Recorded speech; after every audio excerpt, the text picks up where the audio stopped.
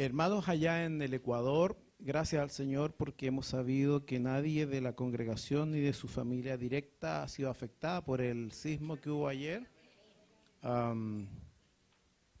Nosotros acá en Chile le decimos sismo, pero la intensidad que fue allá para los ecuatorianos ya es terremoto ya. Para nosotros eso es un temblor como los que nos ocurre siempre. ¿No es así? Para nosotros un terremoto ya es de 8 para arriba, ¿cierto? Entonces, claro, para ellos que no están acostumbrados, porque es una tierra que no tiembla nunca, que haya 7 ya es una cosa espantosa, ¿no? Entonces les entendemos de esa perspectiva. Pero ¿sabe qué, Iglesia Ecuador? Le quiero decir una cosa. Eso que ha acontecido ayer es una cosa más de las muchas que en los últimos tiempos irán aconteciendo. Porque se está preparando la venida del Señor por segunda vez. Los cristianos siempre hemos hablado de eso y como la gente, como decimos en Chile, como que no pesca, ¿no? No, si eso son pamplinas. Bueno, pero efectivamente la palabra dice que antes que Jesús venga ocurrirán guerras. Allá en Ecuador hemos tenido revueltas sociales también, al igual que en Chile, ¿sí? Muertes, pestilencias, tuvimos terribles noticias cuando fue la pandemia respecto a lo que pasaba en el Ecuador. El mundo se ha convulsionado y hoy también tenemos una zona donde no tiembla, está temblando. Entonces, ¿qué quiere que le diga? Vamos a orar que el Señor detenga todas estas cosas. La verdad es que podríamos hacerlo, pero ¿sabe qué? Si oramos así es porque no estamos entendiendo los tiempos del Señor. Son cosas que van a ocurrir y una cosa distinta es cómo vamos a vivir cuando eso ocurra. ¿Cómo nos preparamos para vivir cuando esas cosas ocurran? ¿Se fijan? Esto es como decir, hermanos, vamos ahora para que el Señor nos ponga una inyección y nunca nos enfermemos de nada. Es absurda esa oración. Es muy absurda.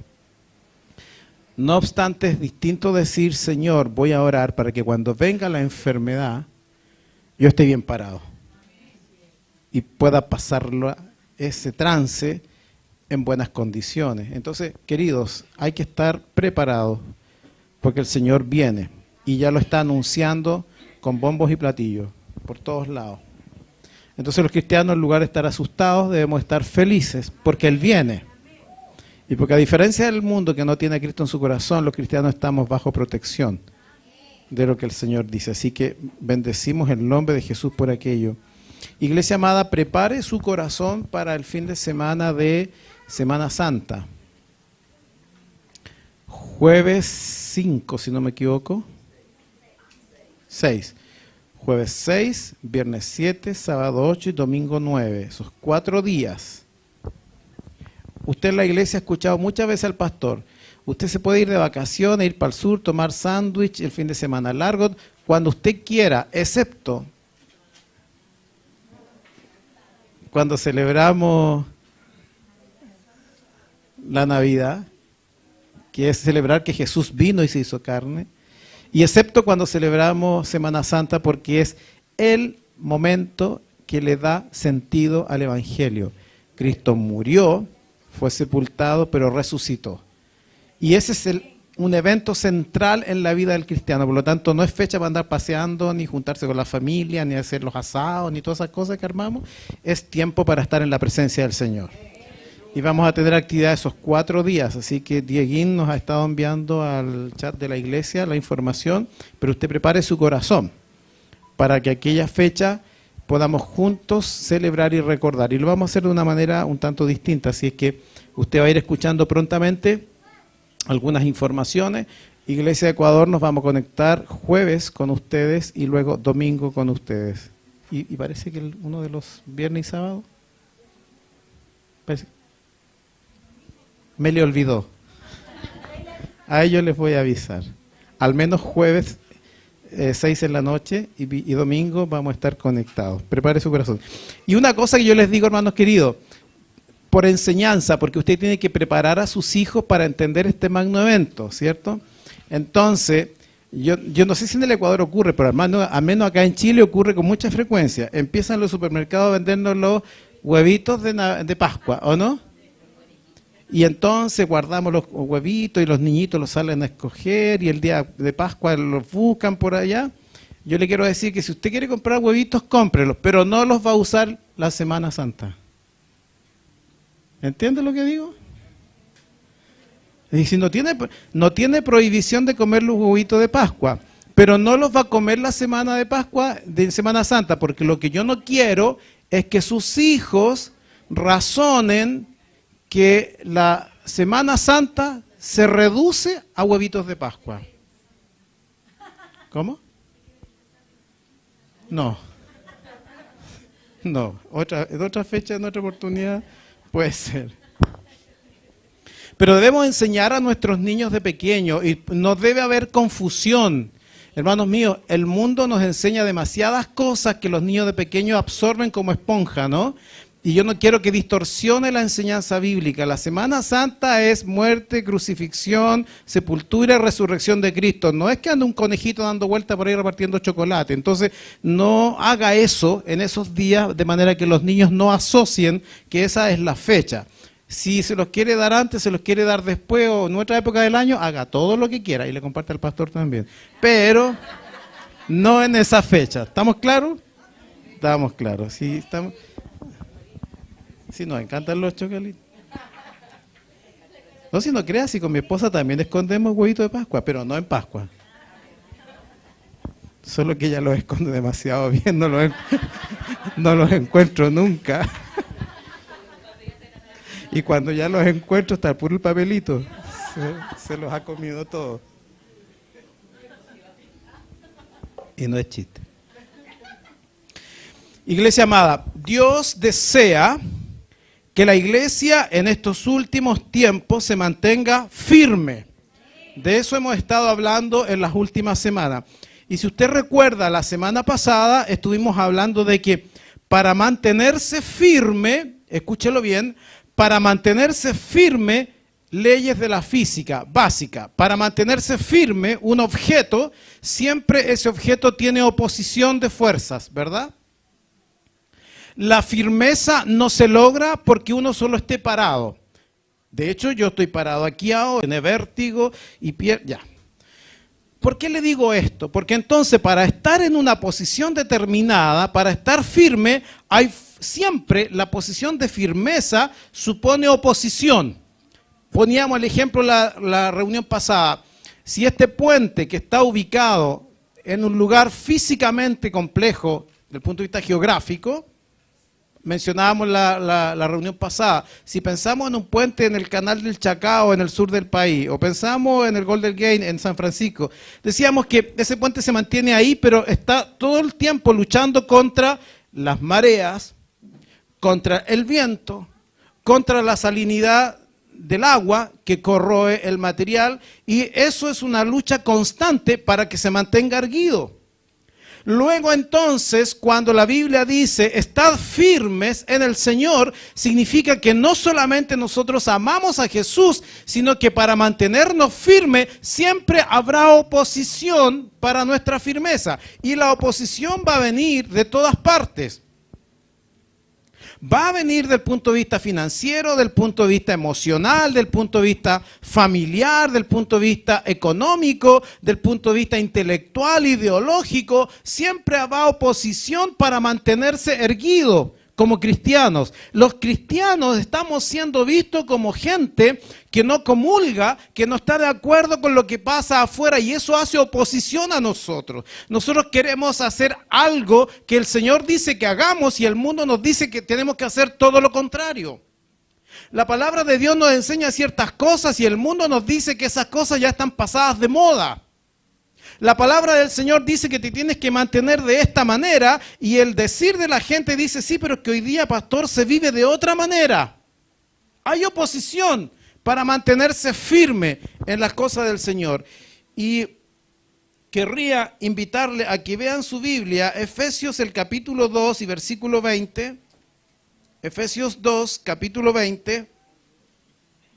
Una primera cosa que usted tiene que entender para que la iglesia se mantenga firme, tiene que entender lo que dice el apóstol Pablo a los Efesios. En el capítulo 2, en el versículo 20, el apóstol Pablo le describe a la iglesia que la piedra angular que sostiene la iglesia, ¿quién es? Cristo. Edificado sobre el fundamento de los apóstoles y profetas, siendo la principal piedra del ángulo Jesucristo mismo. La iglesia se sostiene en el hecho que está fundada en la piedra angular que es Jesús. Cuando la iglesia pierde el fundamento que es Cristo y la iglesia se convierte en cualquier otra cosa que no sea Cristo, deja de estar firme. Una iglesia que se convierte en una iglesia que hace ayuda social y se entera y se dedica exclusivamente a la ayuda social y se olvida que la base es Cristo, se convierte en una comunidad de ayuda social, pero no iglesia.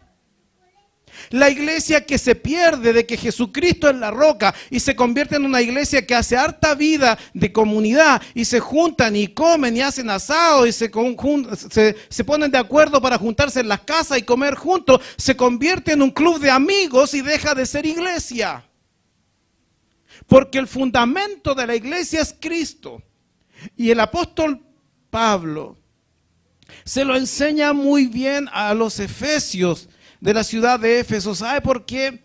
Porque los hermanos de la iglesia de Éfeso como que se habían perdido en esto y entonces tenían muy buenas ideas y querían, pastor, y podíamos hacer esto, y podíamos vender esta cosa, y podíamos hacer un beneficio para juntar plata para no sé qué, y pastor, podíamos irnos de vacaciones todos para allá, y pastor, podíamos hacer esto, y 500,000 ideas.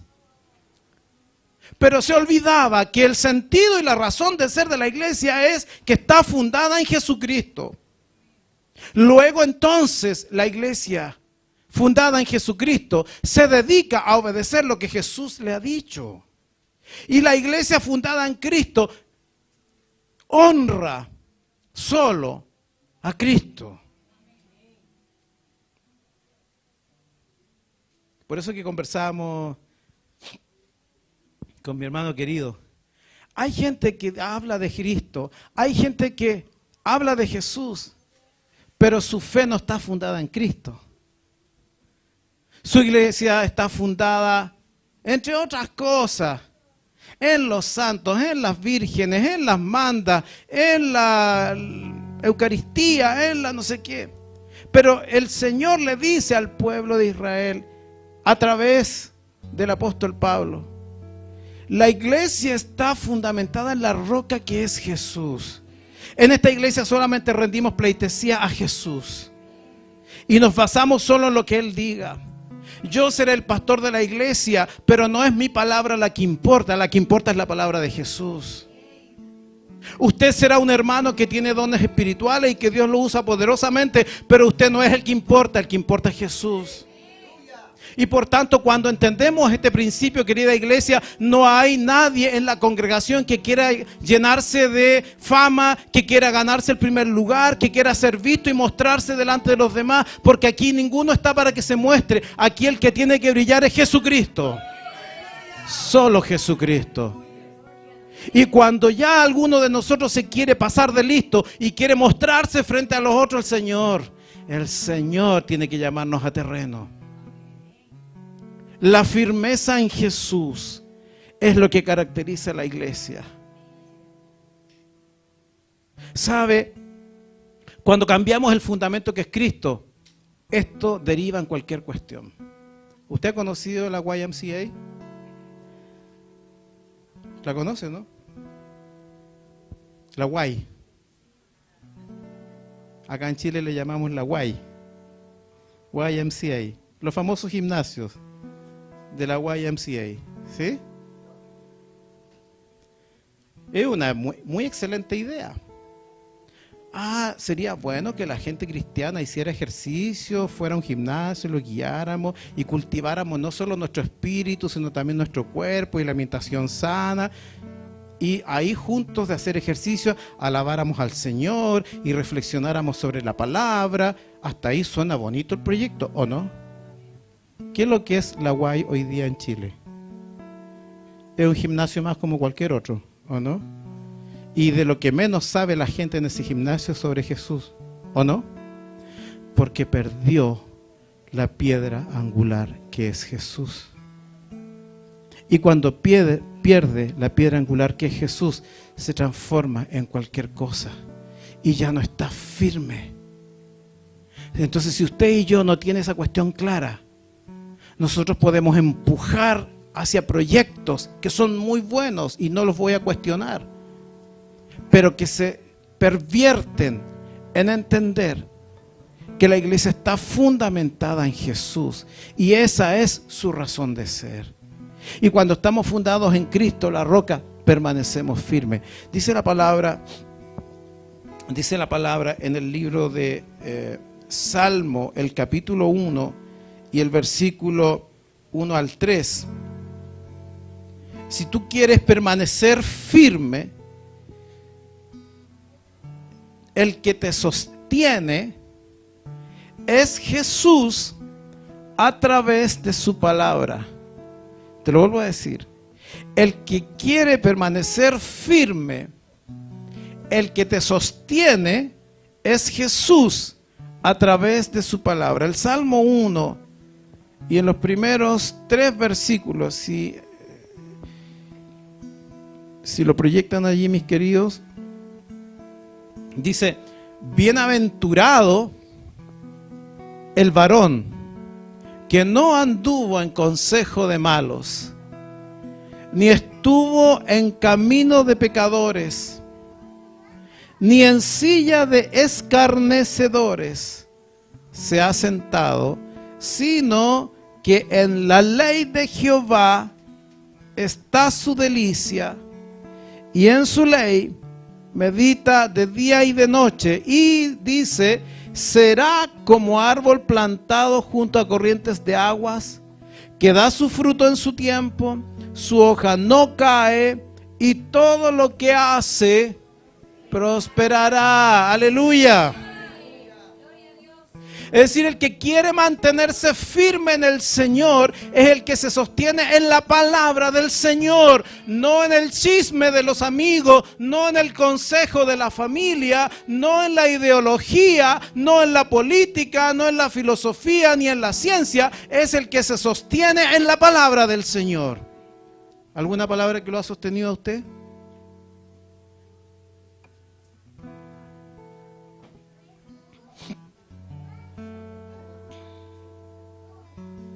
Cuando yo he estado cesante, una palabra que me sostiene es: joven fui y he envejecido, y no he visto justo desamparado, ni su descendencia que mendigue pan. Y cuando he estado cesante y se ha echado a perder todo, es cuando el Señor más me ha bendecido. Porque el que se sostiene en la palabra de Dios permanece para siempre. El que se sostiene en la palabra de un hombre, usted sabe que los hombres y las mujeres somos gente muy rara, ¿o no? No, si somos muy raros. Porque a veces decimos una cosa y a los pocos días ya no era tan así. Y no, lo que pasa es que usted me entendió mal. Es que yo quise decir una otra cosa. Y después abiertamente algunos somos más desfachatados todavía, nos damos vuelta pero al revés, completo. ¿O no? ¿Cuántos aquí alguien les ha empeñado la palabra y después se ha deshecho la palabra? ¿Sí? Por eso es que la palabra dice que el que se ha de mantener firme se sostiene en la palabra del Señor, no en la palabra de hombre ni de mujer alguno, en la palabra del Señor. Yo no me sostengo en la palabra de mi jefe que me tiene contratado, porque si mi jefe se le pone algo en la cabeza, me despide y me echa de mi trabajo, pero Jesús me sostiene. ¿Se fija? Yo no me sostengo en la palabra que dijo un médico, porque si Dios quiere, así hace la enfermedad y desaparece. Pero si Dios me quiere tener enfermo, así sea que contrate al mejor especialista de este planeta, voy a seguir enfermo porque la palabra de Dios quiere que a mi vida haya enfermedad. Porque lo que Dios dice, Él lo sostiene. Dice que la palabra de Dios permanece para siempre.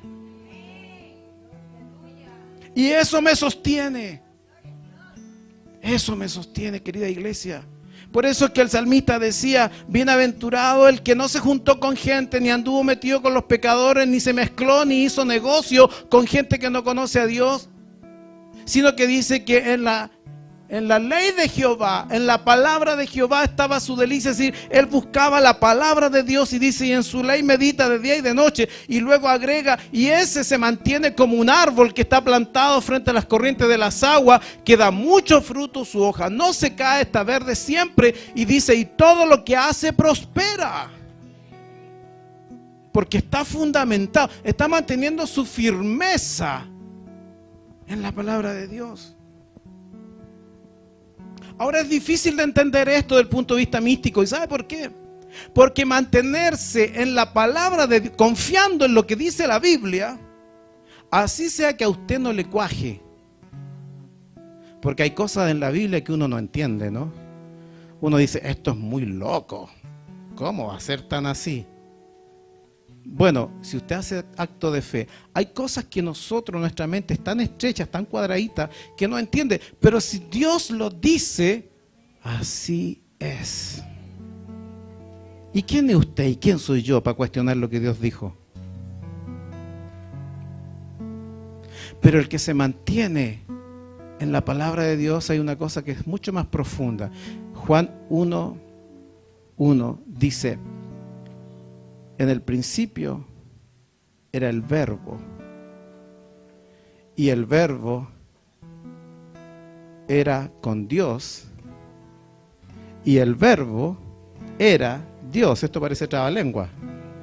En el principio era el Verbo, y el Verbo era con Dios, y el Verbo era Dios. Y luego yo me salto al versículo 14 que está más abajito y dice, y aquel Verbo se hizo carne y habitó entre nosotros, y vimos su gloria, gloria como el unigénito Hijo del Padre. Es decir, ¿quién era ese Verbo? Jesús mismo. ¿Quién era la palabra? Jesús mismo. Así que cuando los cristianos nos agarramos de la palabra de Dios, que es la Biblia, nos estamos agarrando de Jesús mismo. Esto es difícil de entender porque usted me podrá decir, bueno, pero ¿cómo una persona es palabra o cómo una palabra es persona? Es extraño eso. Pero la palabra de Dios dice, la Biblia dice de que Jesús es la palabra viviente. Y cuando usted y yo queremos estar firmes, nos sujetamos de la palabra del Señor, efectivamente hay firmeza en nuestra vida. Génesis 1, capítulo 1 y versículo 1 dice, en el principio creó Dios los cielos y la tierra. Y la tierra estaba desordenada y vacía. Pero había un pequeño detalle. Las tinieblas estaban sobre la faz del abismo. Y el Espíritu de Dios se movía sobre las aguas. ¿Quién estaba dando vuelta por allí? Dios mismo, a través de su Espíritu. Y si usted sigue leyendo el capítulo más abajo, el acto creador de Dios no fue tocando las cosas con las manos, sino que todo lo que usted lee a continuación es, y dijo Dios que haya tal cosa. Y eso se formó. Y dijo Dios que aparezca esto. Todo fue con el efecto de ¿qué? De la palabra, de un dicho, de un vocablo. Jesús es la palabra viviente. Y como decía el salmista, el que quiere estar firme tiene que sujetarse de la palabra de Dios para estar firmes. El mundo le dice muchas palabras a usted. Le enseña muchas costumbres, muchas tradiciones. Hay gente que cree unas cosas muy raras. Bueno, y cada cual haga lo que quiera. Pero si usted quiere parecer y permanecer firme, se tiene que sostener solo en la palabra de Dios. Ahora le voy a hacer una pregunta media capciosa. ¿Cómo nos podremos aferrar y permanecer firmes en la palabra de Dios si no la conocemos. ¿Entiende? Si no está ahí, si no está en su mente. Cuando el Señor, a través de la Biblia, a muchos hombres de la palabra les enseña y les da instrucciones de ciertas cosas, habían cosas que la gente no entendía. Pero una cosa le quedaba claro a la gente, que si Dios lo dijo, habrá que hacer caso. Y la cuestión funciona. Eso es sostenerse en la palabra de Dios. Isaías, en el capítulo número 40, Isaías 40 y en el versículo 8, Isaías 48, hay una declaración del profeta que es muy potente. Sécase la hierba, marchítase la flor, mas la palabra del Dios nuestro, ¿qué pasa? Permanece para siempre. Mire, yo hablo con mi colega de trabajo, me dice una cosa, no sé si el hombre me está diciendo la verdad o me está puro cuenteando para que yo me quede tranquilo, y me dice unas cosas súper lindas para que yo quede impresionado. Yo hasta ahí nomás creo. Yo escucho. La gente dice tantas cosas y la gente es salamera, ¿o no? Ay, pastorcito, yo a usted lo amo tanto. Y después salen con unas cosas que no te explico. Yo escucho nomás. Pero la palabra del Señor permanece para siempre. El cielo y la tierra pasarán, mas mi palabra no pasará. Y si el Señor me ha dado una palabra a mi vida, ocurra lo que ocurra, yo me aferro a ella. Y sé que si la dijo el Señor, no hay quien pueda cambiarla. La gente, la humanidad, se ha atrevido a decir que esto es mentira. Y ha habido en la historia de la humanidad muchos momentos en que quisieron eliminar la palabra de Dios. En la primera era del cristianismo hubo lucha encarnizada por eliminar el evangelio. Y usted conoce la historia del Imperio Romano, cómo persiguieron a los cristianos. Y usted conoce cómo en la zona de actual Turquía, región de Capadocia, a los cristianos eran sacrificados y eran perseguidos, eran puestos en la cárcel. La idea era exterminar esta palabra. A lo largo de la humanidad se ha hecho mucho esfuerzo por eliminar el cristianismo. Conoce la historia del Imperio Nazi. Conoce la historia de la gran Unión Soviética de Rusia, que quiso exterminar el evangelio. Sin embargo, la palabra del Señor permanece para siempre. Cuando en la historia de la humanidad hablábamos de la gran cortina de hierro, Oriente versus Occidente, Estados Unidos versus Rusia. Y cuando aparece un filósofo que dice de que la religión es el opio de los pueblos y hay que exterminar el cristianismo. Y cuando en Rusia se perseguía y se mataba a todos los que declaraban ser cristianos. Y se eliminaron todas las iglesias. Y todas las iglesias que eran demasiado bonitas eran convertidas en museos para que la gente dijera que el edificio está ahí, pero no hay cristiandad. Y cuando más persecución había del evangelio, las estadísticas mostraban que más crecía el evangelio en esas ciudades. Porque la palabra del Señor permanece para siempre. Y si tú quieres estar firme, te conviene pegarte a la palabra del Señor. Porque significa que vas a permanecer hasta el final. ¿Cuántos aquí se sostienen por una palabra que Dios les ha dado? ¿Sí? Sí. ¿Cuántos se han sostenido en las promesas del Señor? Sí. ¿Cuántos han leído? Clama a mí y yo te responderé y te mostraré cosas grandes y ocultas que tú no conoces. ¿Cuántos han leído? La tristeza puede durar hasta el anochecer, pero la alegría viene al amanecer. ¿Cuántos han leído? Las misericordias de Jehová son nuevas cada día. Grande es su fidelidad. Eso me sostiene. Y así sea que la gente alrededor diga que este está chiflado, que este no sé qué, que este es anticuado, que es retrógrado. Mire, la gente puede opinar lo que se le antoje, pero la palabra del Señor me sostiene y me ha ido bien en la vida sujetándome a la palabra de Dios. Si la iglesia se quiere mantener firme, se tiene que mantener frente a la palabra de Dios.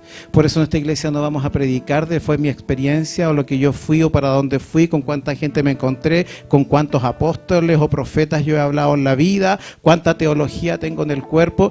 Aquí vamos a hablar de la palabra de Dios.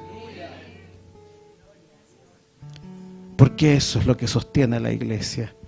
Fíjese que los grandes hombres de Dios se sostuvieron precisamente en él. En Hebreos 11:27, hablando el autor sobre Moisés, este gran hombre que sacó a Israel de la esclavitud de Egipto. Hebreos 11:27.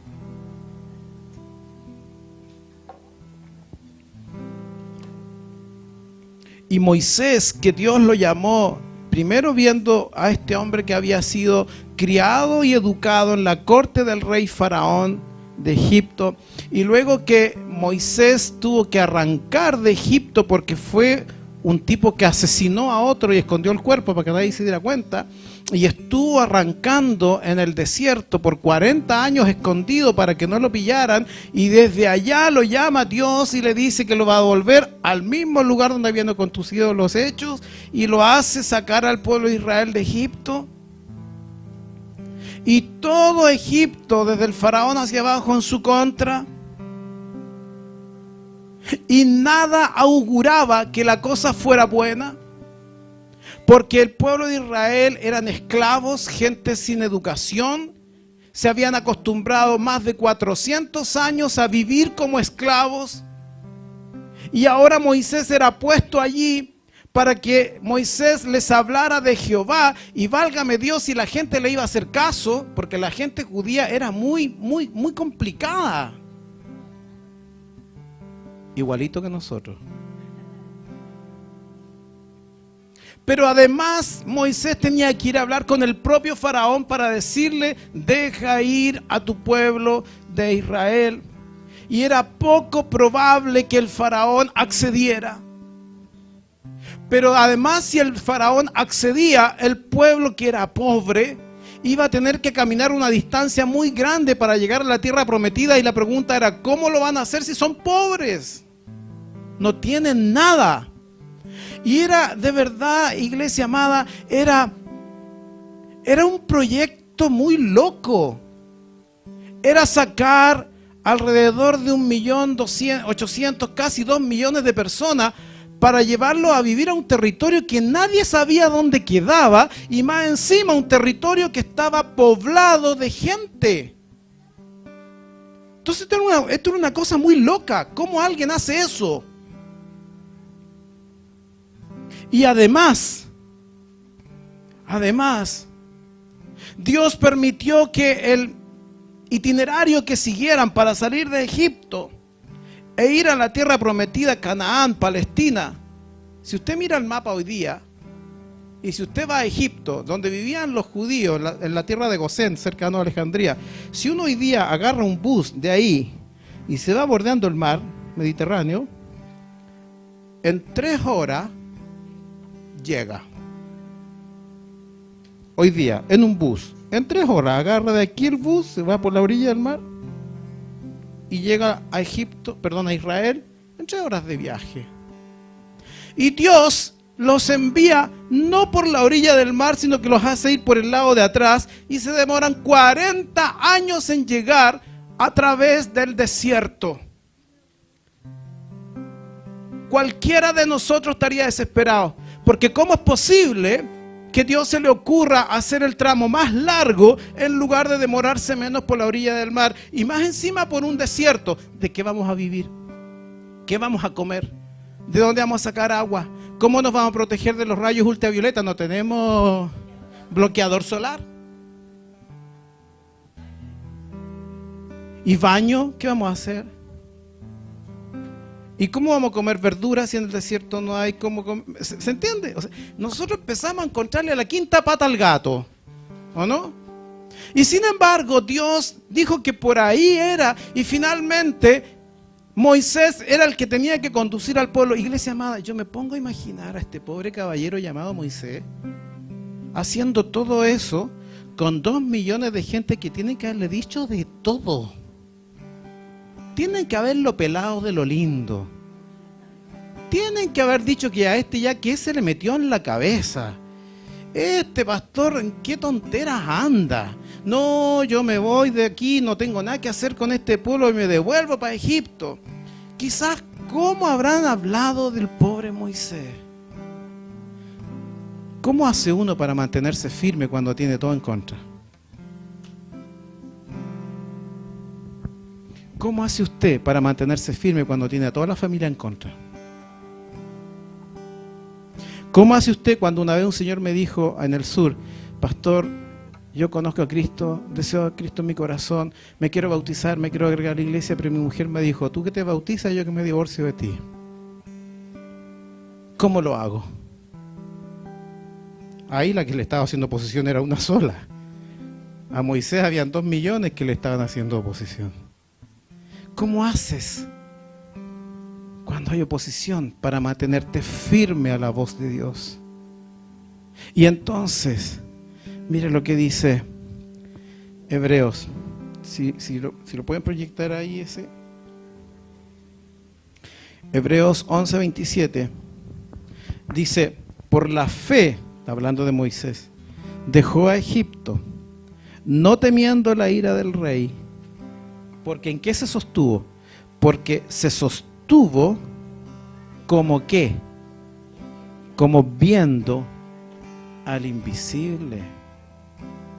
El hombre se mantuvo firme como que está viendo a Dios mismo que es invisible. O sea, en otras palabras está diciendo, Moisés logró mantenerse firme a pesar de toda la oposición, se logró mantener firme, se sostuvo mirando ¿a quién? Al Dios que lo llamó. Cuando tú y yo nos sostenemos mirando al Dios que nos llamó, no hay hombre, mujer, ni poder, ni nación, ni ideología que pueda ir contra lo que Dios ha dicho. No hay poder humano, no hay poder fáctico, no hay poder militar, no hay poder político que pueda ir contra lo que Dios ha dicho. Luego entonces, si tú y yo queremos estar firmes, debemos sostenernos mirando al que nos ha llamado.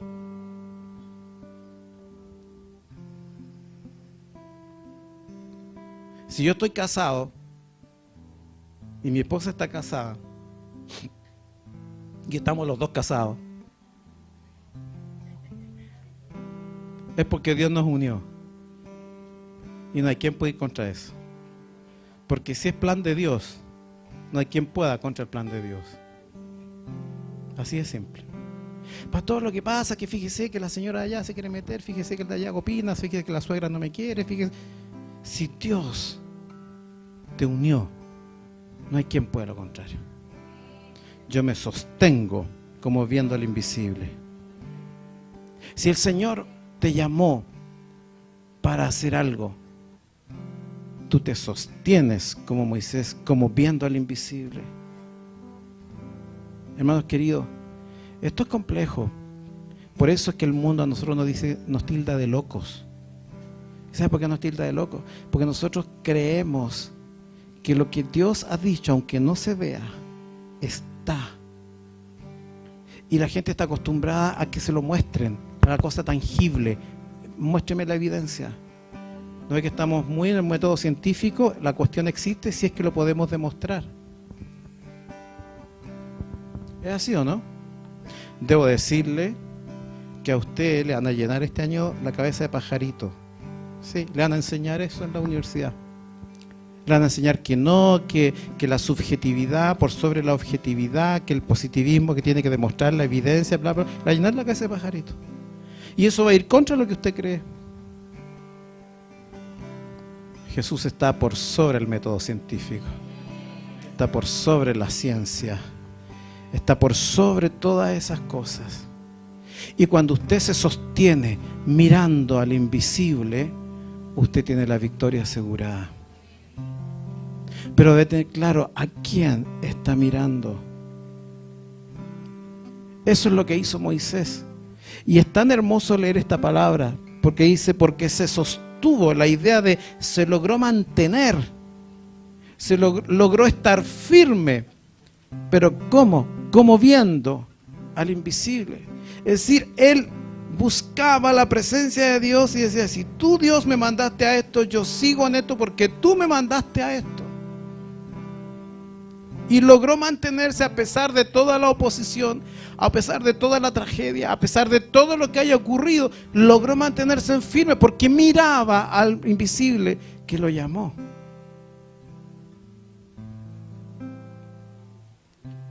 Si usted lee el libro de Mateo capítulo 14, 29 al 31, Mateo 14, 29 al 31,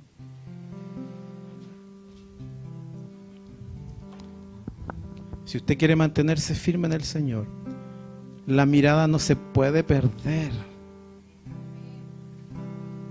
Tu mirada y tu convicción y tu fe no puede estar puesta en otra cosa.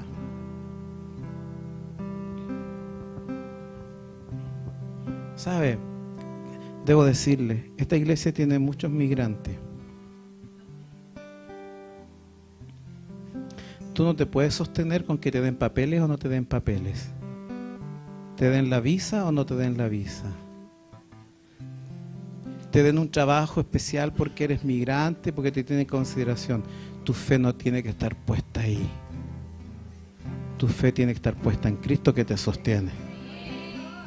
Y con o sin papeles Él te sostiene. Pero cuando tú te empiezas a confiar en el hombre y empiezas a mirar las condiciones que el hombre tiene, te puedo asegurar que te vas a venir abajo rapidito. Maldito el hombre que confía en el hombre. Dios aborrece cuando tú haces convenios y acuerdos con hombre o mujer y lo desprecias a Él como el Creador. Mire lo que dice el relato bíblico. Dice, Jesús estaba caminando sobre el mar, los discípulos andaban en un bote y ellos estaban en el bote en la noche y de repente ven que Jesús viene caminando sobre el mar. Se asustaron a más no poder, se pusieron a gritar como locos. Jesús le dijo, calmado, calmado, soy yo, tranquilo, soy yo. No, dudo que haya dicho así.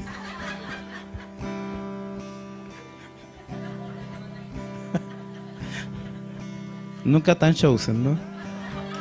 Pero Jesús le dijo, tranquilo, soy yo. Soy yo. Y entonces Pedro, que era Pedro dijo, ya, si eres tú Jesús, permite que yo pueda hacer lo mismo que tú. Y Jesús le dijo, ven Pedro. Pero al ver, no, la anterior, por favor. Y él le dijo, Jesús le dijo, ven. Y descendiendo Pedro de la barca, andaba sobre las aguas para ir a Jesús. O sea, caminó sobre las aguas. Ahora la siguiente.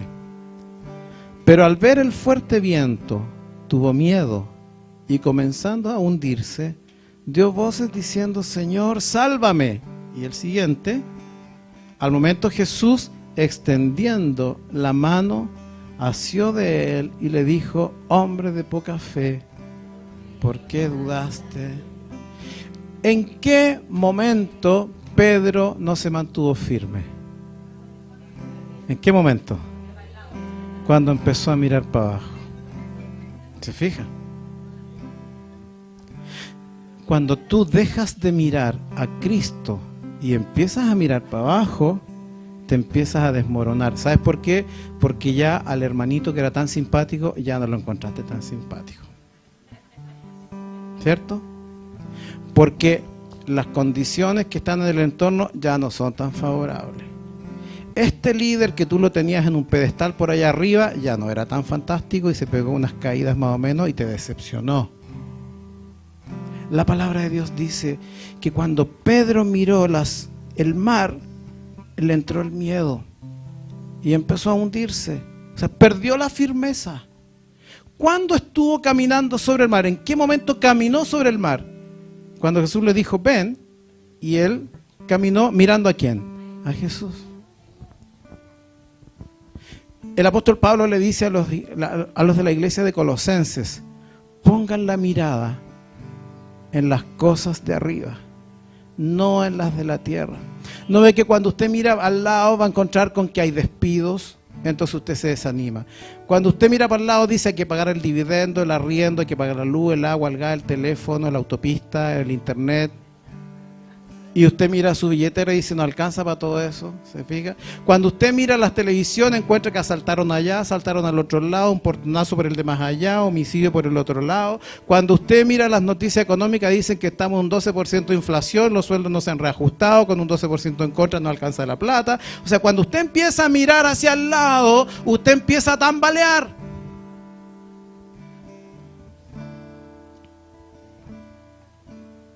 Cuando usted sigue la mirada en Jesús, se mantiene firme.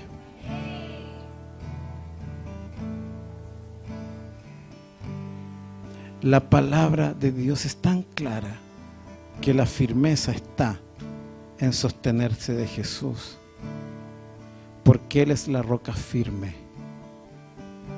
Hermanos amados, la invitación de hoy día es: hay que buscar la firmeza en el Padre. La mirada debe estar puesta en Él. Hay ocasiones en las cuales usted va a tener que apagar el televisor y no ver más noticias de tragedia, porque si no usted va a quedar psicoseado en la cabeza y usted va a salir a la calle asustado mirando para todos lados. No hay que hacer cosas que me asalten a mí, porque usted ya dejó de mirar a Cristo. O porque usted va a salir parapeteado con gas pimienta, con, qué sé yo, revólveres y todo, porque va a amurallar su casa y va a hacerla un búnker para que no entre nadie, porque va a contratar un seguro y va a contratar esta empresa de seguridad que le ponen cámara y le tiran humo para que la gente no entre. Y entramos en una neurosis para protegernos. Porque las condiciones que están alrededor nuestro dan para ello. Si el punto no es ese, las condiciones no son buenas. Queridos, cuando Pedro miró el mar, tenía razón, pues si las olas estaban muy fuertes y era muy hondo, si el tipo no estaba loco. Si el punto no es ese, el punto es, si Jesús te dijo, ven para acá, yo voy donde Él, mirándolo a Él, no mirando al lado. No nos pongamos a discutir de sus condiciones, porque seguramente nos sentamos con cada uno de ustedes y usted me va a decir, pastor, pero que me pasó esto, fíjese que me hicieron lo otro, me rechazaron la cuestión de allá, la licencia no me la pagaron, fíjese que me bajaron el sueldo, fíjese que me cambiaron el horario, fíjese que mi señora no sé qué cosa, fíjese que mi hijo. O sea, tiene razón, usted tiene toda la razón. Si ese no es el punto. El punto es, ¿va a mirar esas condiciones o va a mirar a Jesús? Porque el que se sostiene en la palabra y mirando a Jesús, ese permanece para siempre. Ese permanece para siempre. Y usted no va a quedar exento de situaciones tristes. Pero ¿cómo es posible que uno pueda mantenerse firme en el Señor en medio de una enfermedad terrible? ¿Cómo se puede mantener firme en el Señor cuando usted pierde un ser querido? ¿Cómo puede mantenerse firme en el Señor cuando no hay nada en la despensa? ¿Se fija? Pero si usted se pone a mirar esas cosas, va a terminar triste, angustiado, sin poder dormir. Pero si usted se pone firme, la mirada en Jesús, y usted declara con su boca la palabra del Señor, se va a dar cuenta que logra permanecer firme, no enfermo de la cabeza, no con trastorno de salud mental, no a un nivel de angustia, sino que usted se da cuenta que mirando al Señor y declarando su palabra, Él provee. Y muchas veces usted y yo nos vamos a encontrar diciendo: Señor, estoy en una extrema pobreza, pero dice tu palabra, y la declaramos. Y el Señor responde, ¿no es así? La viuda de Sarepta dijo: tengo un puñado de harina y un pichintún de aceite, pero si tú, profeta de Dios, dices que haga esto, lo voy a hacer.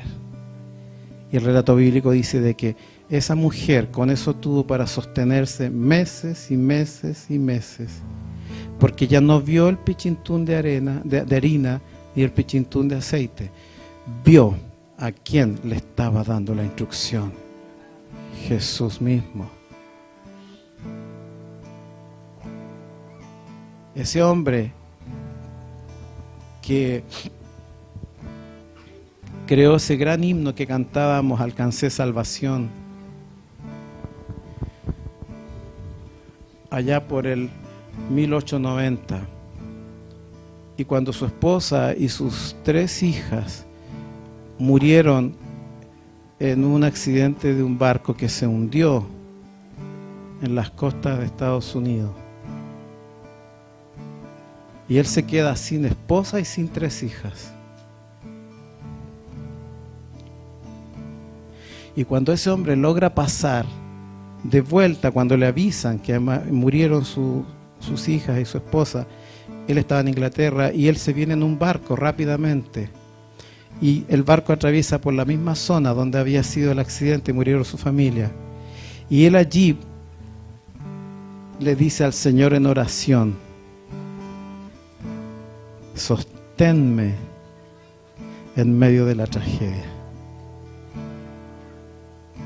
Y esa noche, estando allí en el lugar donde había fallecido su esposa y sus hijas por hundimiento del barco, escribió ese hermoso himno, en una parte donde dice: ya venga la prueba, o me tiente Satán, feliz yo me siento al saber que Jesús me libró de tragedias, de yugos desatados. Y luego dice: y puedo decir, aleluya, estoy bien con mi Dios. ¿Cómo ese hombre se logró sostener en medio de esa tragedia? Mirando a Jesús. Él te sostiene, porque de otra manera no es posible resistir una tragedia tan grande. Pero cuando tú miras a Jesús, es posible hacerlo. Iglesia amada, yo me temo que muchas veces nosotros sabemos eso aquí, sin embargo no lo hacemos. A veces recibimos muchos llamados, muchas voces que nos dicen: pastor, por favor, ore por mí porque está pasando bla, bla, bla, bla, bla, y estamos en pánico. Y nosotros de muy buen corazón oramos. Pero ¿qué es lo que debiera ocurrir? Que en ese momento que está pasando la tragedia, ¿qué debe hacer usted? Mirar a Jesús y decirle: tengo miedo, Jesús, sosténme para no cometer un error, para no equivocar, para no tomar una decisión inadecuada. Sosténme, Jesús, en este momento, sosténme. Pedro tendría que haber dejado de mirar abajo y haber vuelto la mirada a Jesús y no se hubiera hundido. Deja de mirar las condiciones, porque no son favorables, pero vuelve tu mirada a Jesús y clama a Él, a su palabra. Y Él te responde. Eso es lo que enseña en su palabra.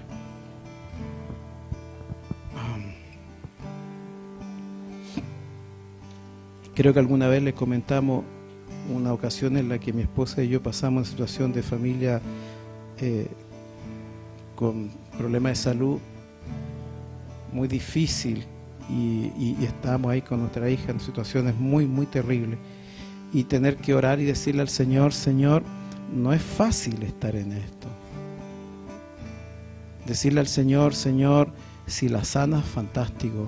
Y si no la sanas, ¿qué vamos a hacer? Y era decirle, como dice tu palabra, yo clamo a ti para que tú hagas lo que quieras.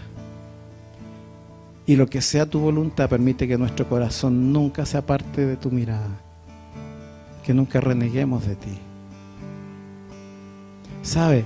La única manera de atravesar el trago amargo de los problemas humanos es mantener la mirada en Jesús. Cuando la iglesia se desvía y empieza a mirar al lado, usted se decepciona. Cuando la iglesia se desvía y empieza a mirar al líder, usted se decepciona. Cuando la iglesia empieza a mirar al hermano, a la hermana, al amigo, a la amiga, se decepciona. Pero cuando la iglesia se enfoca en Cristo, permanece para siempre. Cuando se sostiene en Él, permanece para siempre. ¿Verdad? Cuando la iglesia tiene la sabiduría del Señor, decir, Señor, yo parece que tengo demasiadas ideas en mi cabeza que me distraen, porque me enteré, porque supe, porque averigüé, por lo que, en fin, por lo que haya sido. Pero yo renuncio a todo eso y vuelvo mi mirada a ti. Solo en ese momento las cosas vuelven al orden y te mantienes firme. Te mantienes firme. Si Noé no hubiera mantenido firme la mirada en Dios, al día 3 se tira debajo del arca. ¿No ve que adentro del arca estaba la mansa escoba? Imagínense un arca con una ventana llena de animales. La hediondez que tiene que haber habido, espantosa, ¿no? Y los animales que meten ruido en el día y los que meten ruidos en la noche. ¿Se imagina el caos dentro? Era como mandarse a cambiar, ¿no? Era como para irse. Si Noé no mantiene la mirada en que Dios le dijo, haz el arca, se habría tirado del arca afuera. Pero él se sostuvo en lo que Dios le había dicho y se agarró de él. Y gracias a eso estamos nosotros aquí. Si no, no habría habido de nuevo humanidad. Por último, le quiero decir, en Isaías 41, 13, Isaías 41, 13, le tengo una muy buena noticia. Isaías 41, 13. Esa es una excelente, excelente noticia. El profeta le habla al pueblo y el pueblo estaba llorando porque lo habían arrasado todos los amalecitas, estaban los filisteos y ellos estaban en una condición horrible. Y Dios les habla por el profeta y le dice, porque yo Jehová soy tu Dios, quien te sostiene de tu mano derecha y te dice, no temas, yo te ayudo. Dígame si esa no es una buena noticia. Yo soy tu Dios, quien te sostiene de tu mano derecha. Yo he ido a reuniones donde la gente no me quiere. Y debo decirle que así. No, estoy hablando en serio. La taquicardia aumenta porque no me quieren, po, y sé que en esa reunión va a ser caótico. Y entonces yo me he ido a encerrar al baño,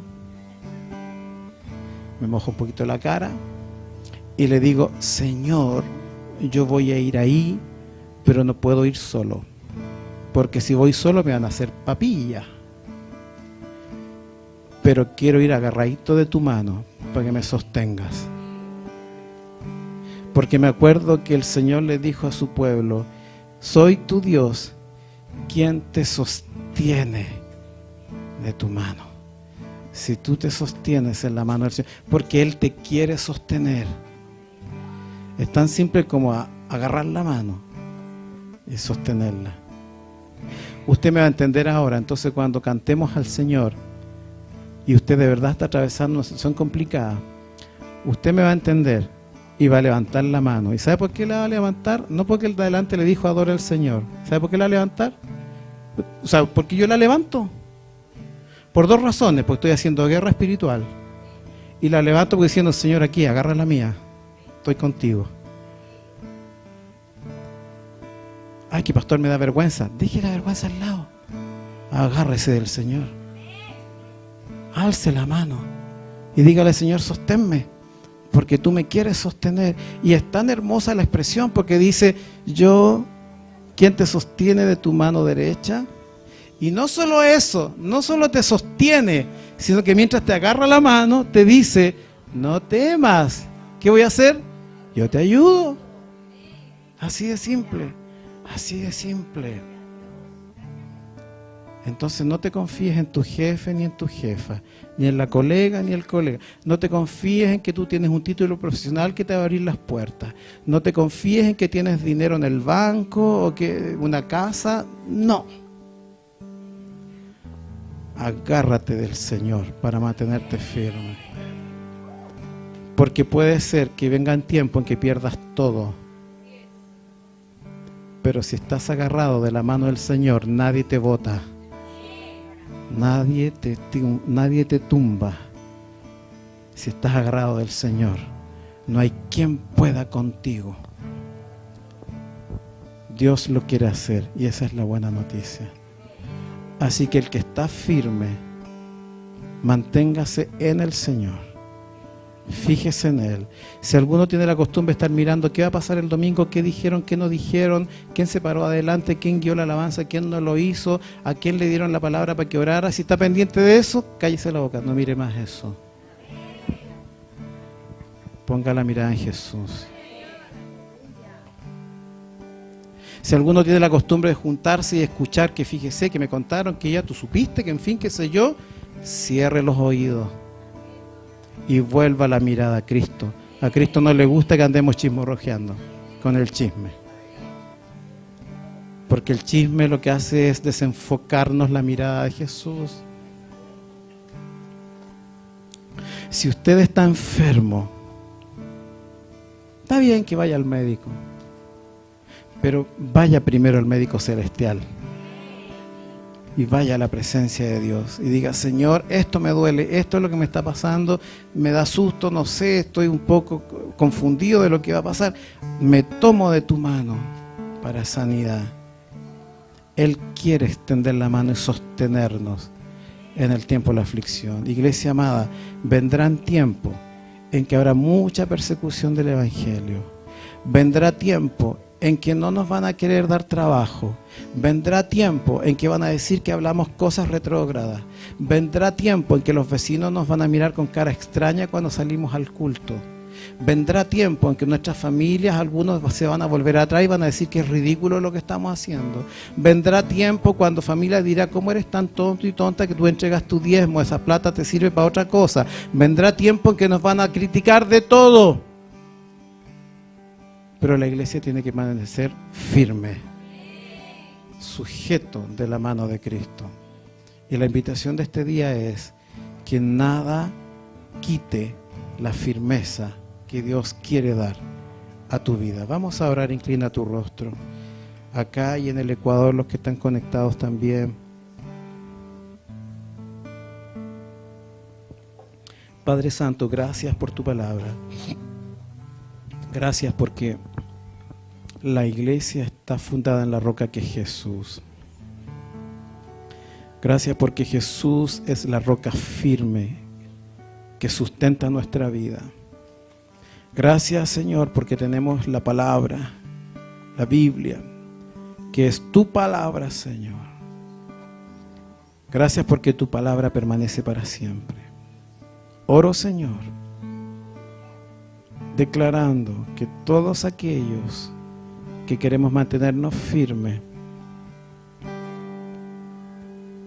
alzamos nuestras voces, nuestros corazones, Incluso alzamos nuestras manos para decirte, Señor, yo me sostengo en ti, quiero sostenerme en ti.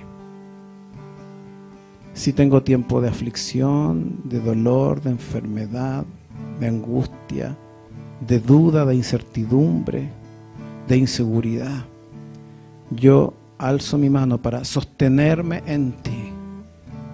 Oro, Señor, para que tú saques de mi vida todo temor,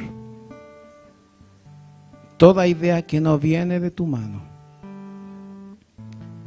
Y oro, Señor, renunciando a todas esas cosas, oro para que tu palabra me sostenga.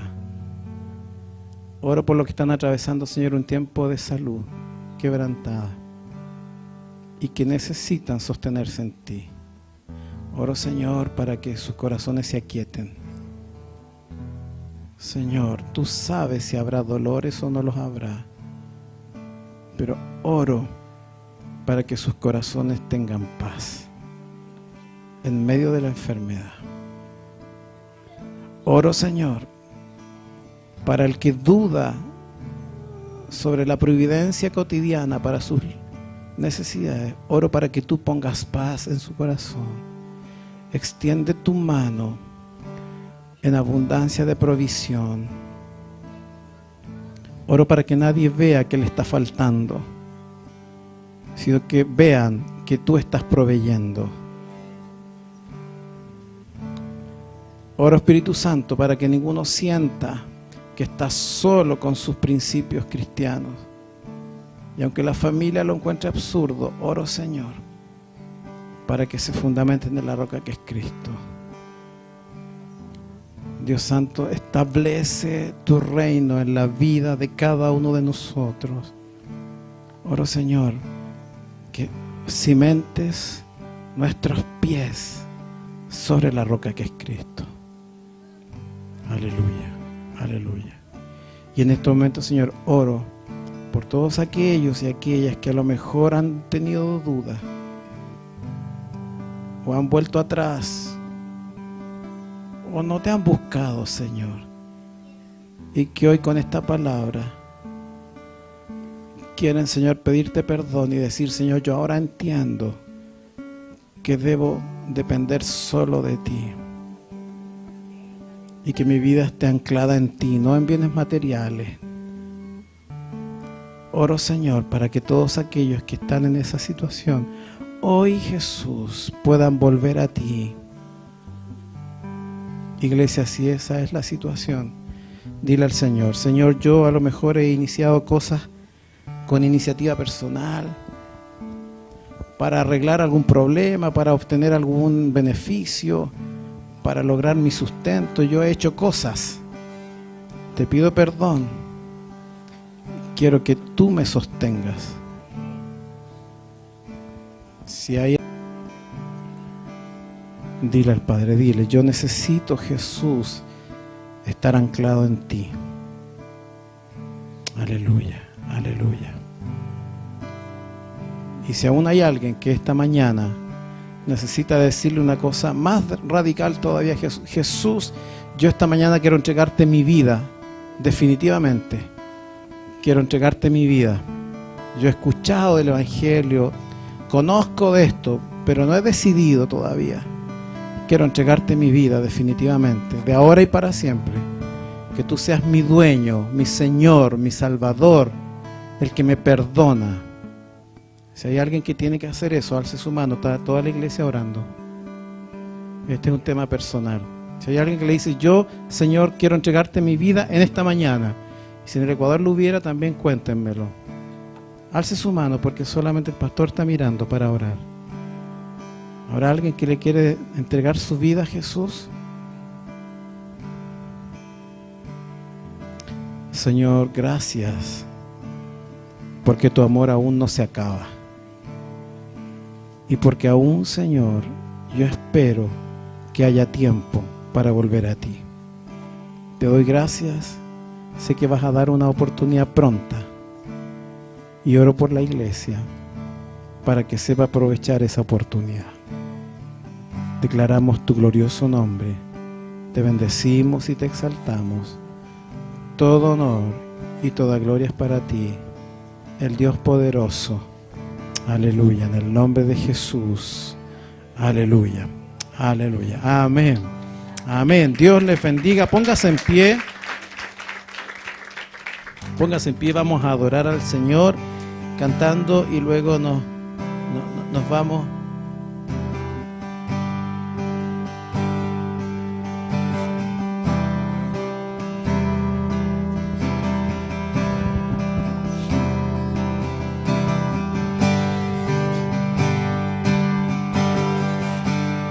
Ahora aproveche a alzar la mano al Señor y decirle: Señor, me agarro de ti. Por eso levanto la mano, sin ninguna vergüenza. Alzo mi mano porque me quiero tomar de ti. Y de hoy día para adelante camino guiado por ti. Aleluya.